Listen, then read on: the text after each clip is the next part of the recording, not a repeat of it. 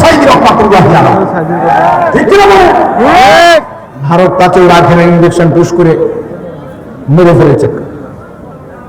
আমাদের হাদি ভাইয়ের অবস্থা একই, ভারতের বিরুদ্ধে কথা বলার কারণে, ভারতের আধিপত্যবাদের বিরুদ্ধে চার ধরবার কারণে তাকে দুনিয়া থেকে সরিয়ে দিয়েছে। কিন্তু ভারত কি একা একা পেরেছে, নাকি আমাদের আশেপাশের কারো সহযোগিতা নিয়েছে?